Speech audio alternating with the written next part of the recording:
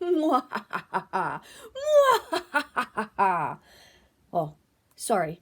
I was practicing my evil laugh. Hello, my friends. It's Rebecca here, the Dragon Librarian from Farmington Community Library, and Elwing and I are here today to talk to you about some great books. Now, why was I practicing an evil laugh? Because it's October, and that means that Halloween is coming, one of our favorite holidays. One of the best things that we love about Halloween is reading all kinds of spooky books during October. So this whole month we're going to be talking about different spooky books. Some of them are really spooky, some of them are just silly spooky, but they're all really fantastic, and I think that you will love them. So we're actually going to start with my very, very favorite one, Coraline. Now, Coraline is actually one of my favorite books ever. Not just a favorite spooky book. I just absolutely adore this story. It's written by Neil Gaiman, and he is one of my favorite authors ever. And this book is for ages 8 and up. And it's about a young girl named Coraline who moves to this new big house with her parents. And she discovers that there's something not quite right about this house. There's a tiny little door that she finds that has a key, and when she opens it, sometimes there's a brick wall behind it. But other times there's a tunnel. And when she goes into that tunnel to explore what's on the other side, all kinds of craziness happens. This book is fantastic. It's very adventurous. It is a little bit spooky, but it's also just really, really fun. I absolutely recommend it. If you're going to read any one book this season, make it this one. You won't regret it. And that's Coraline by Neil Gaiman. Now, the next book I have is called Still More Scary Stories for Sleepovers. That's by Q.L. Pearce. This is for ages 8 and up. This is also actually part of a series. I believe there's 1 or 2 other books. There's just scary stories for sleepovers, and then more scary stories for sleepovers, and now this one is still more scary stories for sleepovers. And it's basically exactly what it says. There's a lot of just short stories in here. I'll read some of the titles for you. A Special Pair, The Slime Mutants of Clear Lake, The Store, Household Help, The Snow Cave.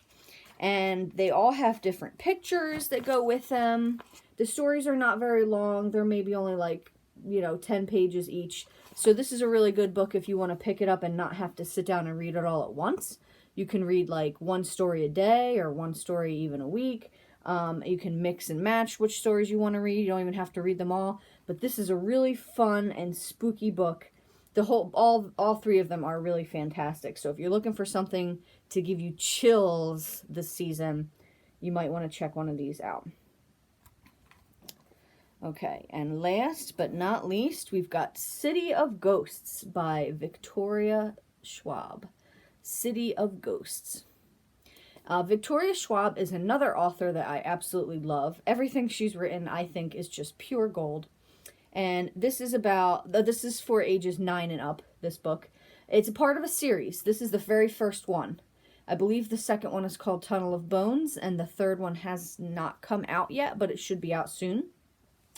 And it's about a young girl named Cass who almost died by drowning in a lake a few years back. And ever since that happened, she is able to see ghosts. She sees ghosts all around her, and even her best friend is a ghost who follows her everywhere. Now, her parents she's pretty much made peace with it. She sees them, doesn't really bother her too much anymore. Now, her parents they have this TV show where they go all over the world and film.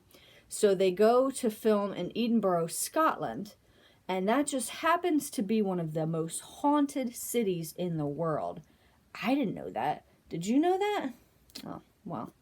So they go there to film this show in this haunted place, and the ghosts in Scotland seem to want something from Cass, and she doesn't know what, so she has to learn how to communicate with them to see what exactly it is that they want.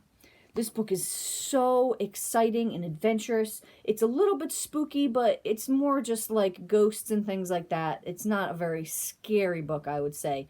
It's really just a very good story about a young girl and trying to understand her powers and her place in the world. So that is City of Ghosts by Victoria Schwab. Well, that's what I have for you, friends, today. I hope that they sound really cool and exciting. Please feel free to check them out. We have them all available at the Farmington Community Library. You can put them on hold and get them during our curbside service hours, or we are also available to come in the building now during certain hours in the week, and you can pick them up then. Thank you so much, friends, and have a great rest of the day.